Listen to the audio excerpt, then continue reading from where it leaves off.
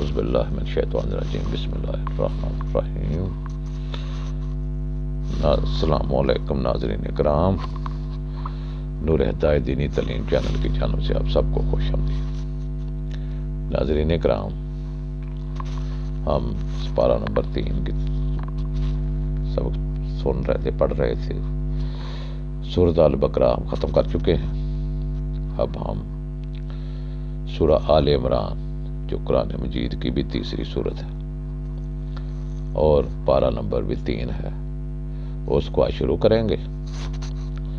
تو اس کو شروع کرنے سے پہلے میری تمام دوستوں، بہن بھائیوں، بزرگوں، بیٹیوں سے گزارش ہے، جنہوں نے ابھی تک اس چینل کو سبسکرائب نہیں کیا اس کو ضرور سبسکرائب کریں اور گھنٹی کو بھی دبائیں، لائک بھی کر دیں اور اس کو آگے گروپس میں شیئر ضرور کیا کریں۔ اور جو میں آپ کو بتا رہا ہوں، جو میں آپ تک بھیج رہا ہوں، اس پر عمل کرنے کی کوشش کریں، اس کو غور سے سنیں، اس پر عمل کریں، اس کو عمل کرنے کی پوری کوشش کریں۔ تو یہی ہمارا ایک مقصد ہے کہ جو قرآن مجید فرقان حمید کو پڑھتے ہیں، اردو میں پڑھتے ہیں، نہیں پڑھتے، ترجمہ نہیں آتا یا ترجمہ پڑھتے ہی نہیں ہیں، ان کے لیے یہ ترجمہ بھیج رہا ہوں۔ تو میں امید کرتا ہوں کہ آپ اس کو دل جوئی سے غور سے سنیں گے۔ تو آئیے ہم اب قرآن مجید فرقان حمید کے پارہ نمبر 3 سورہ آل عمران سے اپنا اگلا سبق شروع کرتے ہیں۔ اعوذ باللہ من الشیطان الرجیم بسم اللہ الرحمن الرحیم۔ السلام علیکم۔ اعوذ باللہ من الشیطان الرجیم بسم اللہ الرحمن الرحیم۔ یہ سورہ آل عمران جو مدنی صورت ہے، یہ پارہ نمبر 3 ہے، سورہ نمبر بھی 3 ہے۔ یہاں سے ہم اس کو شروع کرتے ہیں۔ لکھا ہے بسم اللہ الرحمن الرحیم، اللہ کے نام سے شروع جو نہایت مہربان ہمیشہ رحم فرمانے والا ہے۔ الف لام میم۔ حقیقی معنی اللہ اور رسول صلی اللہ علیہ وسلم ہی بہتر جانتے ہیں۔ اللہ، اس کے سوا کوئی لائق عبادت نہیں، وہ ہمیشہ زندہ رہنے والا ہے، سارے عالم کو اپنی تدبیر سے قائم رکھنے والا ہے۔ اے حبیب صلی اللہ علیہ وسلم، اسی نے یہ کتاب آپ پر حق کے ساتھ نازل فرمائی ہے، یہ ان سب کتابوں کی تصدیق کرنے والی ہے جو اس سے پہلے اتری ہیں، اور اسی نے تورات اور انجیل بھی نازل فرمائی ہے، جسے اس سے قبل لوگوں کی رہنمائی کے لیے کتابیں اتاری گئیں، اور اب اسی طرح اس نے حق اور باطل میں امتیاز کرنے والا قرآن مجید نازل فرمایا ہے۔ بے شک جو لوگ اللہ کی آیتوں کا انکار کرتے ہیں، ان کے لیے سنگین عذاب ہے، اور اللہ بڑا غالب انتقام لینے والا ہے۔ یقیناً اللہ پر زمین اور آسمان کی کوئی بھی چیز مخفی نہیں، وہی ہے جو ماؤں کے رحموں میں تمہاری صورتیں جس طرح چاہتا ہے بناتا ہے، اس کے سوا کوئی لائق پرستش نہیں، وہ بڑا غالب، بڑی حکمت والا ہے۔ وہی ہے جس نے آپ پر کتاب نازل فرمائی، جس میں سے کچھ آیتیں محکم یعنی ظاہراً بھی صاف اور واضح معنی رکھنے والی ہیں، وہی احکام کتاب کی بنیاد ہیں، اور دوسری آیتیں مشتبہ یعنی معنی میں کئی استعمال اور اشتباہ رکھنے والی ہیں۔ سو وہ لوگ جن کے دلوں میں کجی ہے، ان میں صرف مشتبہات کی پیروی کرتے ہیں، فقط فتنہ پروری کی خواہش کے زیر اثر وہ اصل مراد کی بجائے من پسند معنی مراد لینے کے غرض سے، اور اس کی اصل مراد کو اللہ کے سوا کوئی نہیں جانتا، اور علم میں کامل پختگی رکھنے والے کہتے ہیں کہ ہم اس پر ایمان لائے، ساری کتاب ہمارے رب کی طرف سے اتری ہے، اور نصیحت صرف اہل دانش کو ہی نصیب ہوتی ہے۔ اور عرض کرتے ہیں، اے ہمارے رب، اے ہمارے دلوں میں کجی پیدا نہ کریں اس کے بعد کہ تو نے ہمیں ہدایت سے سرفراز فرمایا ہے، اور ہمیں خاص اپنی طرف سے رحمت عطا فرما، بے شک تو ہی بہت عطا فرمانے والا ہے۔ اے ہمارے رب، بے شک تو اس دن کو کہ جس میں کوئی شک نہیں، سب لوگوں کو جمع فرمانے والا ہے۔ یقیناً اللہ اپنے وعدوں کے خلاف نہیں کرتا۔ بے شک جنہوں نے کفر کیا، نہ ان کے مال انہیں اللہ کے عذاب سے کچھ بھی بچا سکیں گے، نہ ان کی اولاد، اور وہی لوگ دوزخ کا ایندھن ہیں۔ ان کا بھی قوم فرعون اور ان سے پہلی قوموں جیسا طریقہ ہے، جنہوں نے ہمارے آیتوں کو جھٹلایا تو اللہ نے ان کے گناہوں کے باعث انہیں پکڑ لیا، اور اللہ سخت عذاب دینے والا ہے۔ کافروں سے فرما دیں تم ان قریب مغلوب ہو جاؤ گے اور جہنم کی طرف ہانکے جاؤ گے، اور وہ بہت ہی برا ٹھکانہ ہے۔ بے شک تمہارے لیے ان دو جماعتوں میں ایک نشانی ہے جو میدان بدر میں آپس میں مقابل ہوئیں۔ ایک جماعت یعنی اہل ایمان نے اللہ کی راہ میں دفاعی جنگ کی، اور دوسری کافر تھی یعنی کفار مکہ، جنہوں نے مدینہ کے پرامن مسلمانوں پر فوج کشی کی اور انہیں اپنی آنکھوں سے اپنے سے دوگنا دیکھ رہے تھے، اور اللہ اپنی مدد کے ذریعے جسے چاہتا ہے تقویت دیتا ہے۔ یقیناً اس واقعہ میں آنکھ والوں کے لیے بڑی عبرت ہے۔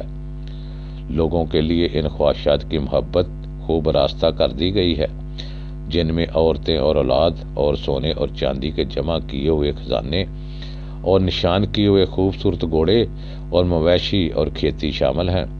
یہ سب دنیاوی زندگیوں کا سامان ہے، اور اللہ کے پاس بہتر ٹھکانہ ہے۔ اے حبیب صلی اللہ علیہ وسلم، آپ فرما دیں کیا میں تمہیں ان سے بہترین چیز کی خبر دوں؟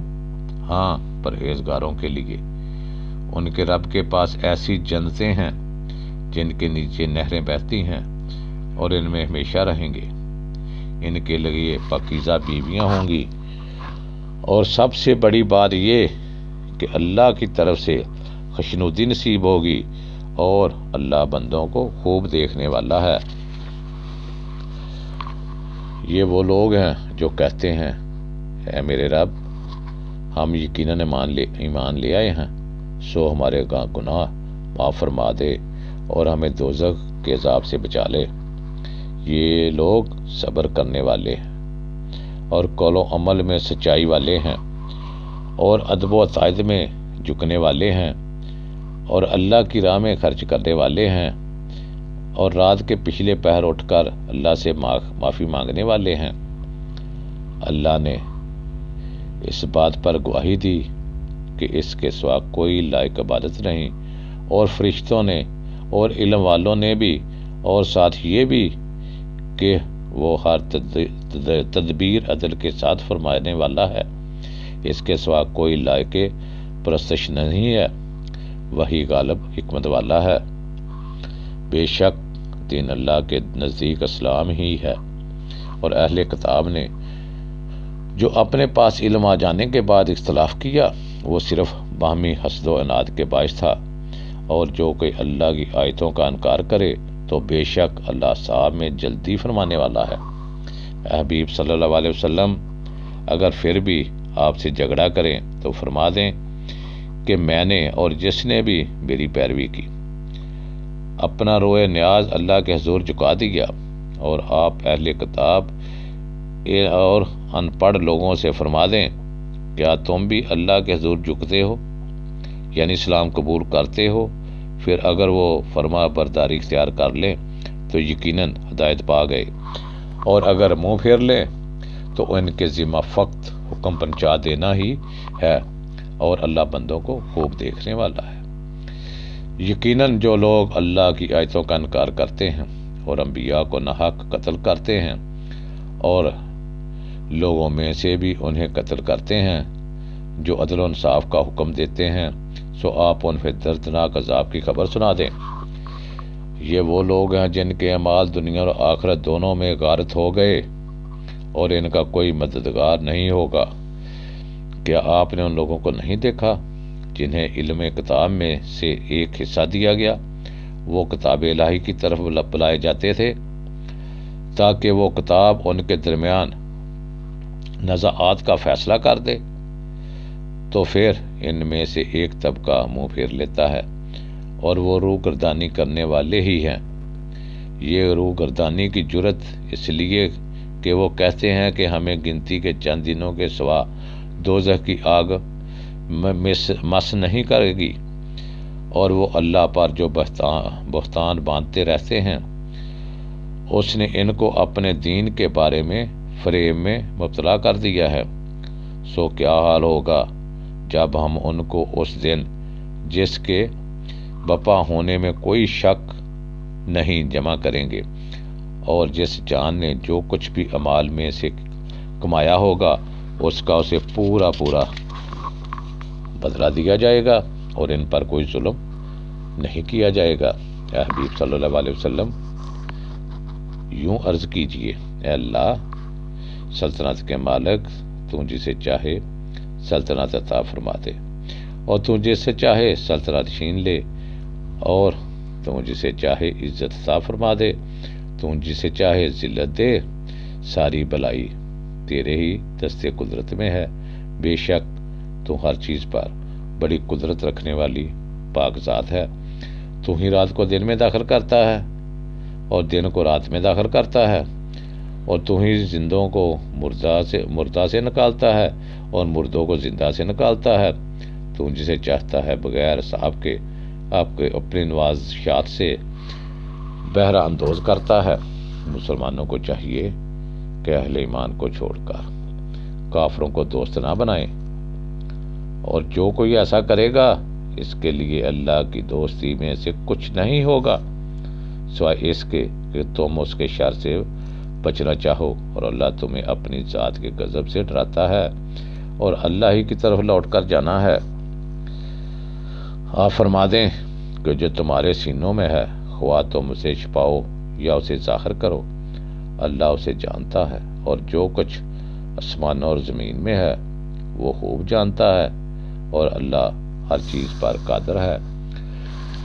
جس دن ہر جان ہر اس نیکی کو بھی اپنے سامنے حاضر پالے گی جو اس نے کی تھی، اور ہر برائی کو بھی جو اس نے کی تھی، اور وہ آرزو کرے گی کاش میرے اور اس برائی یا اس دن کے درمیان بہت زیادہ فاصلہ ہوتا، اور اللہ تمہیں اپنی ذات کے غضب سے ڈراتا ہے، اور اللہ بندوں پر بہت مہربان ہے۔ تو ناظرین کرام، یہ سورہ آل عمران آیت نمبر 1 سے آیت نمبر 30 تک آپ نے سنی ہے۔ آئندہ سے آگے شروع کریں گے۔ تو اللہ رب العزت نے واضح طور پر اس میں فرمایا کہ مسلمانوں کو چھوڑ کر، اہل ایمان کو چھوڑ کر غیر مسلموں سے دوستی مت کریں۔ جو ان سے دوستی کرے گا اس میں ہماری دوستی میں کوئی حصہ نہیں ہے۔ پھر واضح طور پر اللہ تعالیٰ بار بار فرما رہے ہیں، پھر ہمیں اپنے سے مانگنے کی دعائیں بھی بتا رہے ہیں۔ کیسا اللہ تعالیٰ رب العزت کیسی پاک صاف شفاف اور مہربان ذات ہے کہ وہ ہمیں دعائیں بھی بتاتے ہیں کہ اس طریقے سے میرے سے دعائیں بھی کرتے جاؤ، ساتھ ساتھ دعائیں بھی کرتے جاؤ۔ تو ناظرین کرام، یہ ویڈیو تو زیادہ ہی ہو جائے گی، تو اس کے ساتھ ہی میں اجازت چاہتا ہوں، اور دعا کرتا ہوں کہ اللہ رب العزت ہم کو، آپ سب کو اس کو پڑھنے پر کی، اس پر عمل کرنے کی پوری توفیق عطا فرمائے۔ آمین ثم آمین، والآخر دعوانا الحمدللہ رب العالمین۔ جزاک اللہ خیر۔